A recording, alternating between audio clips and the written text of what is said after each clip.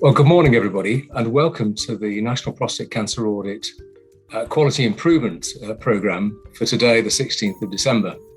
I'm delighted to say we have at least 150 people registered for the meeting. And during the course of the morning, between 9 and 11, we're going to go over aspects of care in prostate cancer. And particularly in the first half, we'll focus on the effects of the COVID-19 epidemic. And in the second half, we're going to go over aspects of treatment, looking particularly at under-treatment, over-treatment, and the types of treatment. Well, it's an honour to be here, and I'm so pleased to see so many important figures in the fight against prostate cancer and its treatment, all gathered in one place. And the audit is obviously an incredibly important thing.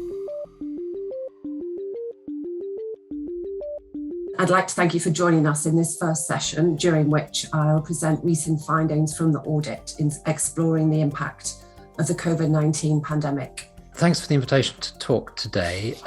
One of the reasons for wanting to make sure to join you is that prostate cancer is, as you've already heard, one of the tumour types which has been most profoundly affected, certainly in terms of the numbers of people, by the pandemic. And clearly the pandemic has left a huge trail of destruction in its wake in all sorts of ways, and we continue to live with that even today.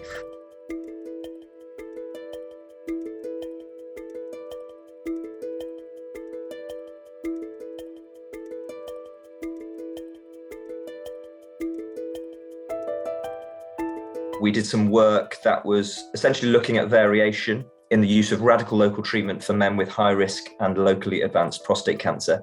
And this provided some interesting results, and essentially why this became the topic for discussion at this NPCA Quality Improvement workshop.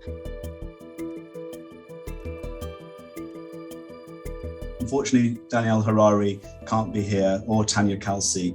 And why that is unfortunate, because I think this is a revolutionary service, and it's a service that ultimately benefits patients and looks at those underserved communities that the data reflects on. My name is Jonathan Makinjola. I'm a consultant urologist working in King's College Hospital near Brixton in South London.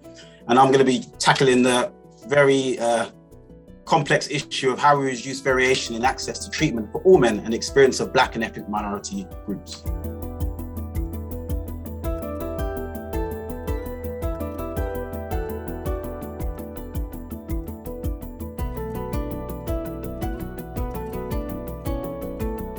I think that the NPCA can support quality improvement. Obviously data is really key, so having that data and sharing that data as well. I think it's been so good to involve the patients themselves in this, and a lot of the comments from patients' representatives with Stephen Fry's initial introduction and then Steve later on, I think that's been really helpful. I think that we need to press on with that and keep them involved.